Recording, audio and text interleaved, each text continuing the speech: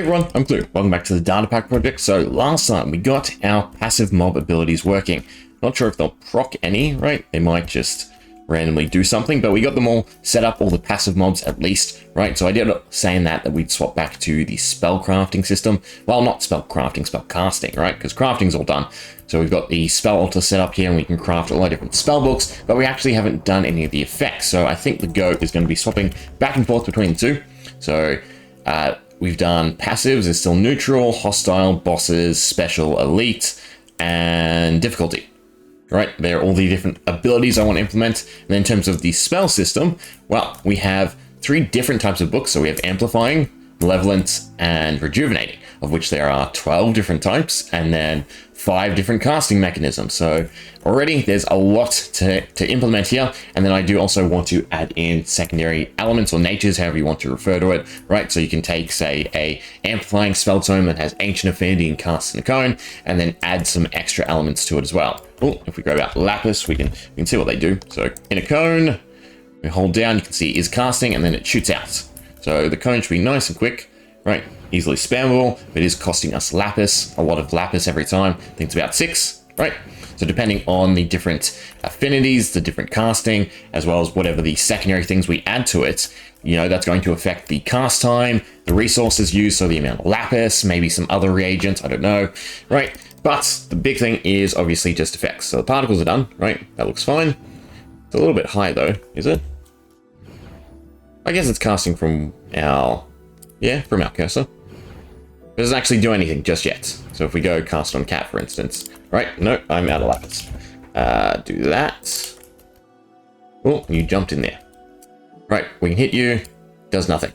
So we have to implement all of the effects for the 12 different across the 3 different. So I think the go is going to be obviously rejuvenating will be some sort of healing, malevolent will be damage, and then amplifying will be a potion effect, I think, as just their base casting mechanism, right? And then obviously whatever you add to it, so the affinities, the whatever secondary elements we add is going to affect it in different ways. And then the other thing I do want to work on is having this altar actually affect the world, right? So for instance, we have it attuned to all 12 natures, right? I really got to come up with consistent terms. But so we have all 12 elements here. There you go, I just swapped it already.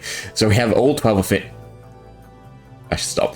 So we have all 12 things attuned here, right? So that's why there's all these particle effects. So I want them to do something, right? So for instance, if we have just fire, it might give the player strength or something like that. But then if you have fire and, I don't know, soul, right? It might summon blazes, right? So you want to set up an altar, you want to attune it in a certain way, but then you don't want to over attune it, otherwise you can have some detrimental effects, right? So I think that would be fun to sort of work with, right? And, you know, surprise player, you set up an altar, you attune it, and you get some sort of bonus, you attune it again, and you went too far, and now you got to destroy it and make it again, right? So those are the 2 things I'm going to work on, just some basic effects, and then giving the altar some actual function, right, aside from just crafting.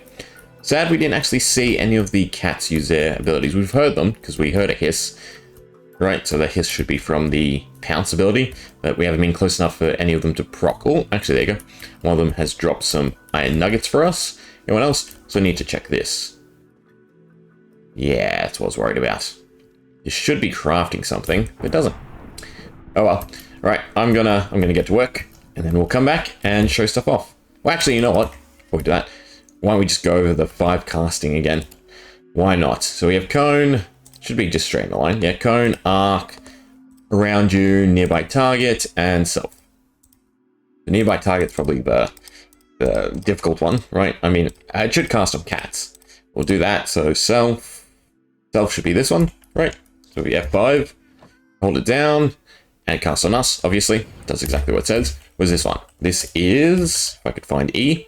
Spells around you, F5 as well. So this is a little AoE, right? So it doesn't hit you, but hits everything around you. Then we have arc, so it should just shoot in a line, right, from wherever we're aiming. You can go a lot further than any of the other spells, so you can hit stuff at range. Then we have burst, which we saw before, which is just a nice short projectile, but in a little cone, so you can hit things in front of you. And then the actual fixed, so it should target the cat, right? So if we click it, yeah, so it goes up and then down, landing on any entities nearby. I think you can select up to 5 maybe. Can't remember. It's been a while since we've touched the spell system. Anyway, I'll get to work and then we'll go through things. Welcome to my testing area. Don't mind the mishaps, right? Yeah, somehow. I died, right? On a creative world. Testing, right? Anyway, we chuck in a husk and we have our different spellbooks. So cast an arc, cast around us, cast a cone on a nearby target, and on ourselves. Now, I have the rejuvenating spell tome, right? Which is kind of weird because it's a husk. So there was two ways I was thinking to do it. Either we go instant damage, instant health, right? So the Malevolent Tome does instant damage, the Rejuvenating Tome does instant health. You can probably guess which one I went with, right? Because we're about to cast on a husk. But I was also thinking maybe just use the damage command and regen, right? Make it applicable against everyone, but I like the duality more, right? You cast a blue book if you want to go hunting undead. You cast a red book if you want to hunt the living. Anyway, let's get casting. So, starting off with arc, right? We can just aim at you and let loose. Yes, that's what we want to see. It does damage. The question is, how does the projectile function or go? Oh, there's dead zones. You're causing dead zones, right? Isn't that interesting? We did this to fix it, but there's still dead zones during casting, so that might be a little bit annoying. Oh, we did it. Okay, we wanna try and cast through him, and now I can't cast at all. Ah, okay, that's it. No? What's going on here? I can cast sometimes, and then if he looks at us, he stops. There you go, we went over the fence line, so that's good. Then we have domain, or around us, right? So it should cast a nice AoE, perfect. If we hit them, they'll take some instant health, which is damage against living. Then we have cone, so this should be nice, short, shotgun-ish projectile, right? Doesn't go past, it looks like 3 blocks. Well, if we aim correctly. Yeah, more or less. And then we have our targeted. Yep, so this should go up and then down. Right, so a delayed strike on their location. Cool. And then we have self, which in this case would heal us, right? Because it hits us, not you. Although, if we stand next to you, you can sort of use it as AoE, right? Not as good as this AoE, because this AoE looks significantly better, right? With a nice swirl around you. But you can still use it, you know, heal yourself up, damage the undead mobs around you. And then, yeah, so the red tome, the Malevolent Tome, is doing instant damage. Then the Amplifying Tome is doing something a little bit different. So the Amplifying Tome adds a tag, which we can't quite do. No, we can just scrap the books. We can grab out some of these. We'll stick with Ancient, because it's probably the easiest to recognize. We don't have to go through them all. We'll just go with the Cone. This Cone is nice and easy to land. We'll stick the Husk in here for a change. We'll shoot him. So what should happen is he gets tagged. Doesn't take any damage, doesn't take any healing, but now he's tagged. Yeah, and randomly he will proc that ability. Right, although it looks like we got tagged with it too, interestingly. I need to fix that up, definitely. But yeah, so we can tag them with a few different things, depending on the tone. So amplifying, right, give them the energy, I don't know. I was thinking potion effects, but then I want, you know, core effects for the 12 specific spellbooks. So even across the healing and the damage, right? The rejuvenate, for instance. If you take the ocean, for instance, it might do, where is it? Where's ocean? Right? It might do absorption or something like that, or it might spawn water, right? All of them to have actual effects depending on the type of art, right? Rather than just being blanket effects across the 12 of them, because, right, that doesn't really create anything special. So yeah, so each of them tag the entity that gets hit with a different type of energy. For instance, that was ancient energy, so they spawn the evoker fangs every 8 seconds or so, right? And then it randomly clears, similar to our normal stats effects. Now, I'm curious why it hit us, because it shouldn't, because if anything, the range should be significantly less. Maybe because it hit the fencing, right? That's my guess. If we cast it here, we can travel. It shouldn't tag us at all. If we wait a few seconds, or even if we cast on you again, but a little upwards. Yeah, so projectile must have bounced back and hit us, right, tagging us. So that's another thing to sort of worry about, right? So I know domain, if you cast against a wall, because I'm using armor stands as the projectiles, they're going to bounce and hit you. Although we didn't tag you either, which is a little annoying. I need to tweak all the ranges, and especially I need to tweak the casting speeds, right? Because stuff like the self needs to be really slowed down, because you know, having a castable heal on yourself every, I think it was like a 3-second cast or something like that, is way too OP. And then similar, like the normal projectile, I think the cone should probably be the quickest because it has the shortest range, right? And then probably the longer normal spell will be average. The AoE probably slow, self probably slow, and the fixed, well, probably slow still. And then I might also differentiate the speed on these 3 tomes. Maybe. I'll think about it. Anyway, more work, then more showcase.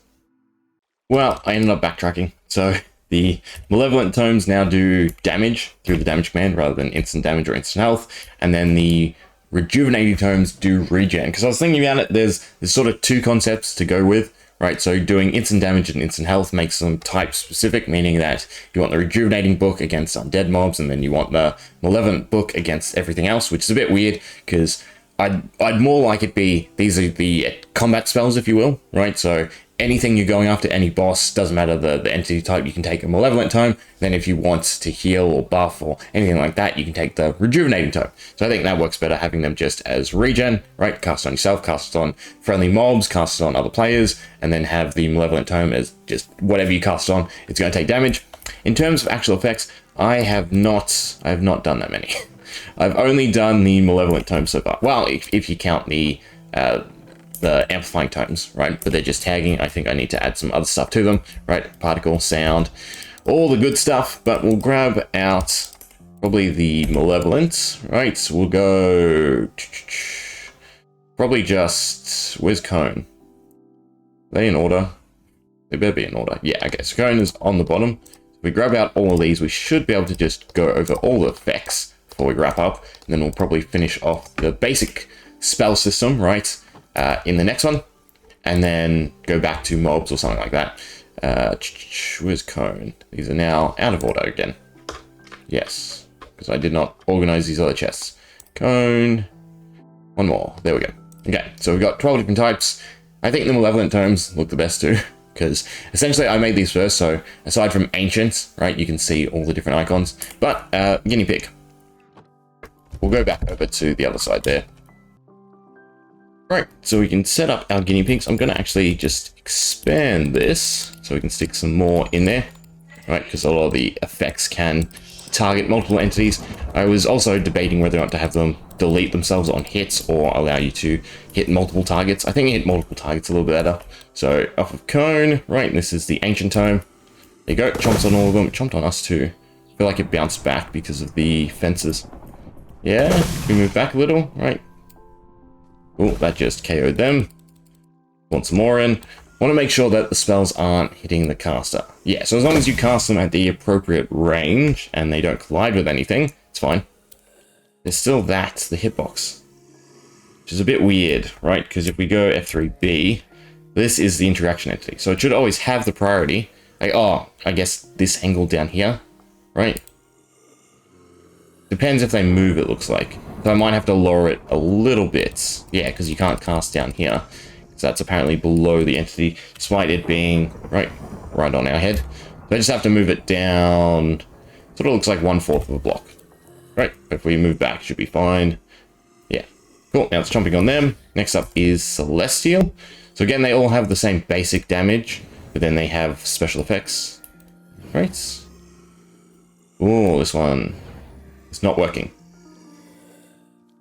Okay, we can stick that aside for now. Move on. What is this one? Also, I need more lapis. Need a lot more lapis. We have Deep Dark. Should have gone with Arc. Yeah, it's really annoying. Ooh, it sort of worked. It's meant to make each of them pop off, so to speak. Alright, I'm going to get the other book and fix some stuff up. Right, let's see if this is a little better. No. Still running into issues where we can't cast. In fact, what's going on with that? Delete it? Oh, interesting. I don't know why it glitched out. It's curious. That's something... Oh, it just did again. Because we moved with it? So it should fade. It resets when we go back. Why is it setting us to... Ah! It's a problem with tweaking things. Right, no longer going negative. That's good. Should be able to cast and hit you.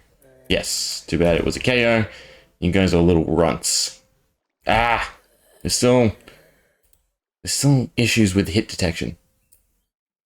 So the complication is, from our perspective, right, it has to be everywhere we look and click and point, right? But then from an enemy perspective, if I make the interaction entity cover the body, then entities can't hit us, right? So again, I put in a bug report, not a bug apparently. This is the intended function of it to just be crap, right? Its whole purpose is meant to be an invisible element that you can click on and interact with, right? Regardless of the entities around you, but they have it coded and executed like it's an entity, right? So for instance, if we're trying to hit the two of these, obviously I'm going to hit the front one first. Well, in this case, I'm hitting the entity first. So it works in this case, but if it was like an item, for instance, right? If we had an item on this fence post and there you go, right? So the hitbox of the item is in front of us, but we can still hit the husks.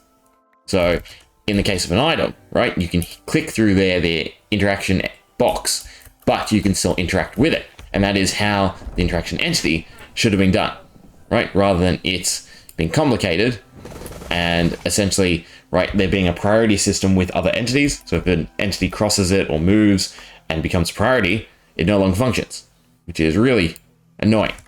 Anyway, summon them in. We move back a bit and we can try the other books. So this is Celestial, still doesn't work. Oh, this one is the Deep Dark. Again, because they're moving, right? Right, so that did do what it's intended to do. So for every entity it hits, it should release that little blast, right? And then damage all the entities around them. Yeah, so it's a big AoE damage. Then we have Overworld, I believe this is, or Enchanted. Enchanted, which spawns in a bunch of experience for us off of the entities it hits. So that's good. Then we have Ender. They teleport to a random entity. In this case, it was us. Should be random, right? Shouldn't always just go to us. So if we shoot you, who are taking over our priority, yeah, you walk past us, not to us. What about you? Where are you going? You teleport to yourself, it looked like. No, there you go. You went to someone else. Then we have, what is this? Glacial. Glacial is another one. I don't think it's going to work straight away. Yeah. A lot of them I just copy and pasted from the Affinity system, right? They all have similar effects, just different ways to execute them, and I'm fine with that. It's a bit lazy, but I'm fine with it. Gold does a whole huge chunk of damage. Nether. So this should ignite them, which does. It also ignites us. So the hitboxes, again, complications, unfortunately. Can't be perfect. And we've created a big mess. Alright, last four. The two that don't work is Celestial and Glacial. So I'll have to look at them. And then we have, what is this? Ocean, Overworld, Sky, and Soul. Start with Ocean. Hit you. Perfect. Does a little damage and spawns in some water on them. Push them away. It's nice. Oh, why did it not spawn in? Were you on grass? You were on grass. I need to swap that as well. So it should replace grass. Should it? I don't know. I don't know if it should. Okay, Overworld. Overworld shouldn't do anything. Yeah, because it's meant to poison that. Oh, they get the slowness effect from it. But they don't suffer the poison. This is Sky, so this should be pretty straightforward. But it also does not work. Should electrocute them. Okay. 3 to check. And then lastly, we have Soul, which should do withering instead of poison. Apparently also does not work. Still, that's not a bad pass rate, right? 4 out of the 12 books. This takes a lot longer than expected. Right, so I think we'll wrap this one up here. I'll work on stuff, and then we can hopefully see the completed spell system, right? And then move back to passive mobs or something like that. Anyway, hope you enjoyed. See ya.